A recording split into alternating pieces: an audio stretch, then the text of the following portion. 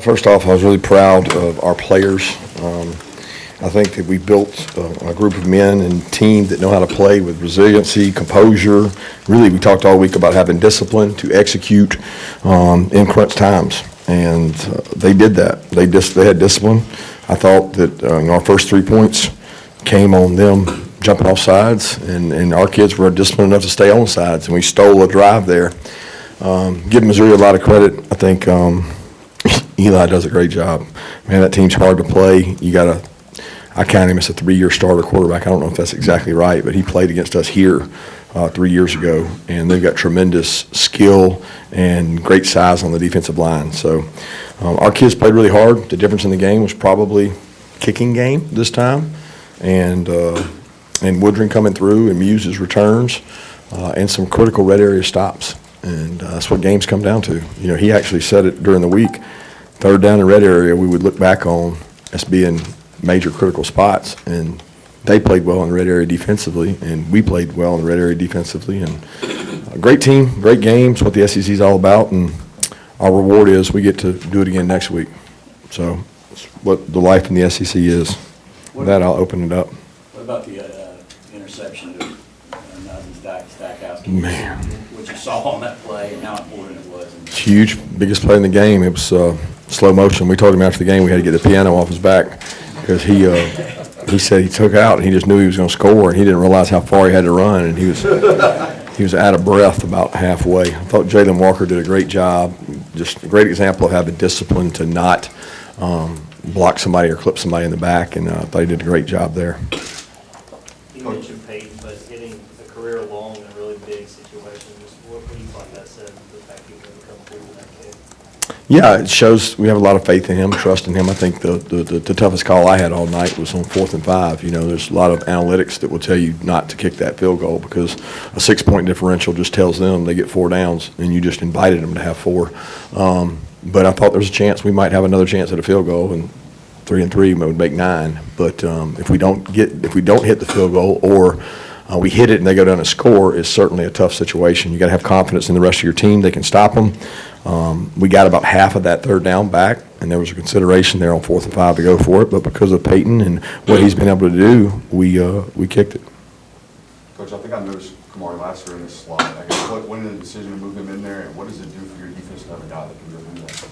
Well, Kamari's a talented football player, and when he first got here as a freshman, we had times that we worked him in the slot and we cross-trained because he's a matchup, really physical tackler, really tough guy. And as we watched them during the week, we felt like we needed to have a weapon, some answers in the slot, and to do that, you got to have guys that can go out and play outside. And Dalen and Julian had to go out there and play, and they made some good plays. They had some really close PIs that were tough calls, and they had some really tough back shoulder throws. And when you take Kamari off in that boundary spot, you open yourself to those throws. So we think we have good corners that can play, and Kamari allows us. We're lucky that we have defensive players versatile enough to try to match up to some things they did. Why do you think this team has been able to make the plays to keep you guys undefeated when you've had so many tight games? I think they believe in our system. We have built a culture of competitive edge in the fourth quarter. We believe that we're the best conditioned and that we're going to win the game in the fourth quarter. We're going to rely on each other. I got goosebumps down my back when they went down there and scored, and Cedric Van Pram was yelling at the defense to run off the field. We got your back. We're going to be fine, because Missouri put together a really good drive, kind of drove it down our throat, and hit us on a lot of fast ball runs. And Ced was telling those guys, jog it off, we're going to be fine. And there's a lot of dang leadership out there, man. We got some really positive leaders. Kirby, in these tight games, is the locker room scene pretty much the same in terms of, obviously, you guys come out in the second half and you do what you need to do to pull out W's? Look, all games are going to be tight. I don't know, like y'all are acting like we're having tight games are what you do in the SEC. There's the margin of victory. It is hard to win. Kieris and Broderick just came out to me and said, Coach, it's hard to win. Make sure these guys enjoy it, because they realize how hard it is, across the NFL. It's hard, man. You're going to get every team's best shot, and I thought our guys played a really good football team tonight, and we practiced really well prepared for it. I was proud of the way they played. I don't know if that answers your question, but the locker room's great. I mean, they've been in these kind of battles. You guys scored on your first 4 drives at halftime and the fifth one, you run the clock out there. What sort of changed with this offense, especially when going into the half, you have 2 3-and-outs right before then? I don't know. I'll have to watch it and see. I can't really tell you what changed. I know that we have a potent offense. We have a lot of weapons. We have a lot of guys that can use, and we got a guy that can get it to them. We got good pass protectors. We got good run blockers. You know, I didn't think we ran the ball overly well in the first half or the second half. You know, the second half had some moments, and you got to be able to control line of scrimmage. You can't live your life in second and long all game, and I thought we had a lot of second longs. They won first down more than we did, and Mike did a good job staying with it and sticking with the plan. We were very committed to the run when most teams would have abandoned it. Kirby, Carson had a couple of key scrambles. Can you talk about what that means when he's able to get those few yards in those situations and is poised in the second half? It's hard. Look at us. I mean, their quarterback was the leading rusher probably in the first half, and it's tough on a defense when you cover everybody and he takes off. Their guy made it hard, and our guy made it hard on them. The conversions he had with his feet are just – it makes you as a defense coordinator not want to call certain things, and it takes you out of your element. Kirby, Carson actually said he almost had to learn how to play football again this year since it's been so long since he took it. What has he shown you this year that maybe you didn't know before, or maybe you did know before? Or what's he affirmed you? I say it often because everybody asks that question about – I always had a lot of confidence in Carson. I mean, Carson, he did all the things he's doing now. He did them in our practices. He did them against a 2021 defense that may have been one of the top 3 defenses ever, and he did it every day out there. Like, he would go against those guys and he'd be like, man, this guy ain't flinching. So I've seen all these things before. If anything surprised me, it was probably his feet, because he didn't get to use those often. In practices, you know, it's like you can't hit him, so he takes off running. It's like we don't know if he'd have got it or not. But his composure and his decision-making and his ability to change protections and know what defenses are doing, I mean, you got to give him a lot of credit. The first touchdown was probably all his. He saw something and made a change and did a great job. Sergeant Bond go down with an injury. Any updates? Yeah, I'm not sure. I think it's a tibia or it's a fracture of something in the forearm. How do you feel like the linebackers, CJ and anyone else got out there played after he got his? Good and bad. They played before he got hurt. I mean, those guys have played all year, so we need those guys to keep coming and keep growing up. And they've done a tremendous job, and got a lot of respect for those young guys. They've worked for this opportunity, and they go out there and practice every day as hard as they can. And they're really good football players. CJ and Raylan are very talented, and they got thrown in the fire tonight more than normal. Do you like the preparation process for these games, or do you like the games? Which is more fulfilling, Both. fun, whatever? I like both. I mean, if you don't like it, I shouldn't do it. You know, it's like, what am I doing this for? If I'm going to spend this many hours and countless hours up at the office till 10:30 at night, coming in at 7. I mean, there's a lot of preparation goes. It was fun to game plan for this one because it was a little more chess match with them, the way they're playing. They're not traditional, you know, they get in some 4 wide sets, and that's not, like, everybody's 11 and 12. They were 10, and we got to do some different things with that. They create tough matchups. They get the best personnel on the field when they do that. So I enjoy that part, and I enjoy seeing the kids play on game day. I enjoy the decision-making process. That as a head coach, I don't have to worry about calling it. I just got to figure out, you know, what's our next step, what's our next play, what's our next way to get an advantage. You've matched Coach Dooley's home win streak now, I think, with 24. What does that mean to get that victory at Sanford Stadium? It means I have a lot of respect for Coach Dooley, so I want him to keep his name on there forever. You mentioned that drive where Missouri kind of ran the ball down the field in the fourth quarter. What did you see them allow them to have success on the ground overall in that drive? Tempo. I mean, they didn't do anything that they haven't done all year. I mean, they didn't scheme us up. They whipped our ass.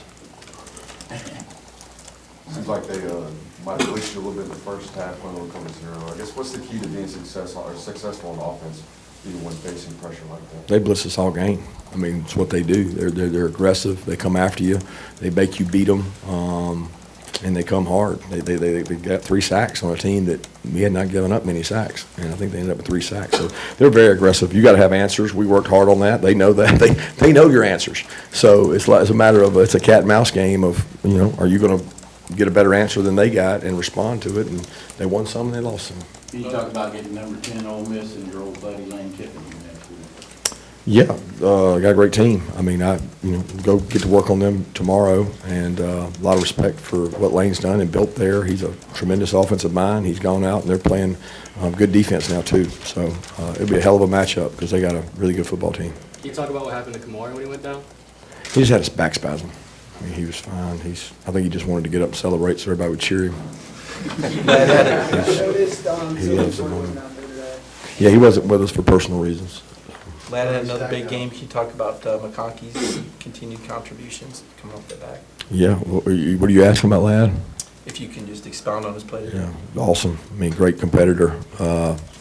We finally completed a post for the first time all year that he drove in there, and Lad went up and made a play. And I thought Rah had a chance for one early. I thought the guy might have got there early, but we didn't get the call. And then Lad hit the one later. He made some people miss. I mean, the one play, we didn't block a guy. I mean, we threw Bubble out there and didn't block it right, and Lad made him miss. And big play in the game is playmaker. Players make plays, and he did. You say this? said he hit it 18 miles an hour. No chance. No chance. I don't think he had 18 miles an hour on his bike or a car. Would you say this is your toughest test of the season? They're all tough, bro. They're all tough. There's no difference. They're all tough. We talked all week about what you learned about your team last year when you guys played Missouri. What do you feel like you learned about your team from this year's team? A lot of the same things. We got a disciplined football team. They do what we ask. We don't get a lot of stupid penalties. They believe in each other. They believe that if they don't win the last moment, they'll win the next moment. And if you win enough moments, you could be pretty good. And we won enough moments tonight. What's the key to playing good defense in the red zone? Stop the run. Like, if you can stop the run, you're going to make them do what? Throw. If you have to throw with less area, because there's a back line back there, they don't give you 7 for catching it behind it. So you can sit on routes and squat on things. It forces you to run the ball. If you can't, it shows up big time in the red area. If you can't stop it, it shows up big time in the red area. Just wanted to ask about Marcus and his status after he was shaken up after that play. If you could have gone back in and you needed him, would he have gone back in? I don't even know the answer to that. I didn't realize that he didn't go back in. I remember the play you're talking about, but I didn't get any updates and don't know.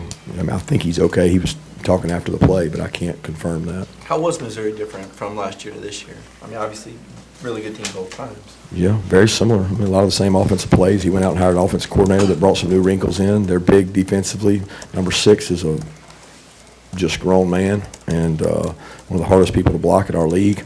They are really good. They have a good football team. They play sound, good, everything. Special teams, they're sound.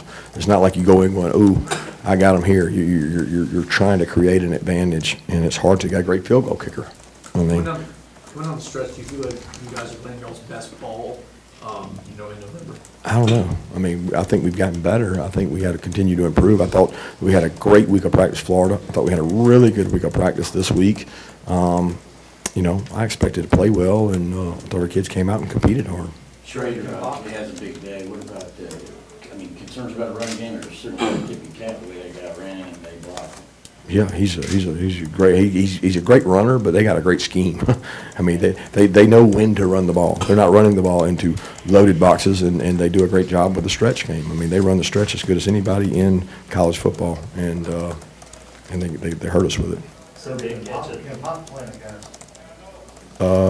I don't think so. I don't know that. I have to go and see. I mean, I just got a text with the X-ray on it, so it's one of those that I doubt that it's going to be able to. I don't know that. Some big catches from Oscar. Just what do you feel like he brings to this offense? Great kid, great competitor, blocks his tail off, works hard, made catches down the field today. It's what we recruited him for. I mean, Oscar Duff's a good football player.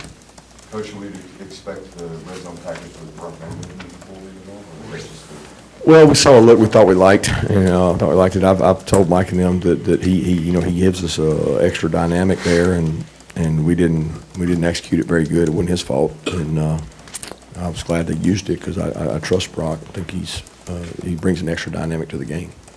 How did Dom handle the week, and how do you think, what it meant to him to get in the end zone against his old team? I know it meant a lot to him. There was a ton of players out there hugging him afterwards. He's such a great teammate and competitor that I know it meant a lot to him, but it meant a lot to them too. That can be emotional, and we talked about, you know, the two things that cause you to lose discipline are loss of emotions and loss of fatigue. And you don't let fatigue set in because you lose discipline. You don't let emotion set in because you lose discipline, and he didn't do that today, and I was really proud of him. Let's take two more questions. Coach, we're disappointed right before half the 2 minutes left, y'all didn't take advantage of the opportunity to maybe go and score some more points right before halftime. Absolutely not. We didn't let them take advantage of it either. So, I mean, if we hurry up and punt it to them, they got more time. So the goal is to get a first down and score. If you don't do that, the goal is don't give them the ball. So am I disappointed we didn't quite convert? Yeah. But we, you know, he didn't call timeout either because he's sitting there thinking, oh, Lord, if I call timeout, I'm going to help them. And then we kicked the ball to them, and they didn't take advantage of it either. The fans were booing after you decided not to kind of go for it. How do you feel about that? Which time? And at the end of the first half, you kind of. They were booing it. I think the 2-minute mark he's talking about where we stalled out. But I'll be honest with you, I got to make decisions based on what wins games, not what wins spreads. Thank you.